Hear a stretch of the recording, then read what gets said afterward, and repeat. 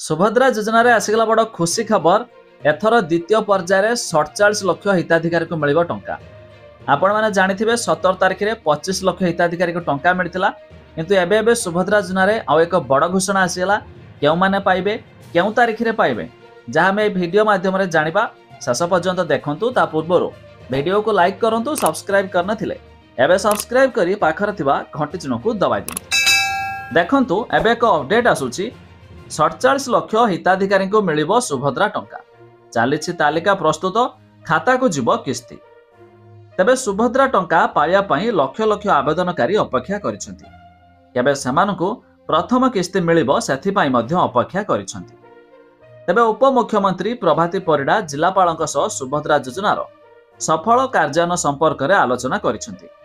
एने राज्य सरकार पक्षरु प्रेस रिलीज माध्यम सूचना दिया जायछि। एपर्यंत 95 लाख अधिक आवेदन पंजीकृत हो सारी। खूब शीघ्र 1 कोटी छुई पारे पंजीकरण। सेमानक मध्यरु योग्य और अयोग्य हिताधिकारी को बाछिबे सरकार। तबे 2025 मार्च 8 तारिख पूर्व समस्त योग्य हिताधिकारी को प्रथम किस्ती सुभद्रा टंका प्रदान कराजिबा नै धार्य करिसेंती राज्य सरकार। अर्थात यह पूर्व आवेदन करिथिबा हिताधिकारी ही सुभद्रार लाभ पाइबे। विशेषकर जनजाति बहुल अंचल में पंजीकरण को गुरुत्व देवाई जिलापाल मानक निर्देश दिया जायछि। तबे सरकार को घोषणा मुताबक यह दुर्गा पूजा अवसर में प्रथम पर्यायर 5000 टंका मिलिबो जो माने टंका पाई नाहांती। तबे एथर 25 लाख परिवर्ते 47 लाख हिताधिकारी अर्थात महिला मानक मध्य मिलिबो एही टंका।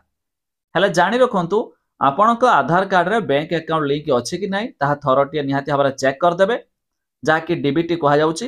तबे जो मानकर डीबीटी ठीक नथिबो सेमानक खाता रे सरकार टंका पठाले भी जमा हेबो नाही।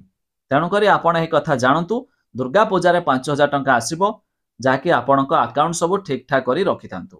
तबे आपण जानिले सांग साथी मानकु निहाती भाबरे शेयर करिकि जणाइ दियंतु।